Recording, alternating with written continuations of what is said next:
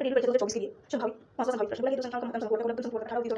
संख्या का संभावित योग बन सकता है। तो देखिएगा पहली संख्या और दूसरी संख्या हुई, पहली संख्या का अनुपात 3 मानते हैं, दूसरी संख्या का भी। अब यहाँ से एक इंपॉर्टेंट फॉर्मूला ध्यान दीजिएगा, पहली संख्या का अनुपात गुना दूसरी संख्या का अनुपात किसके बराबर होता है, ये होता है एलसीएम अपॉन एचसीएफ के बराबर होता है, ये इंपॉर्टेंट फॉर्मूला है समझिएगा। फिर से देखिएगा पहली संख्या का अनुपात गुना दूसरी संख्या का अनुपात एलसीएम कितना है 378 बटा एचसीएफ 18 डिवाइड करेंगे तो यहाँ से कितना जाएगा 21 से जाएगा 18 36 और 18 पहली संख्या गुना दूसरी संख्या यहाँ से 21 आ गया जो कि किसके बराबर है, तो ऐसे हमें क्लियर बनाना है जो कि पहली संख्या का अनुपात क्या रखना होगा, दूसरी संख्या का अनुपात क्या रखना होगा, इनका मल्टीप्लाई करने पर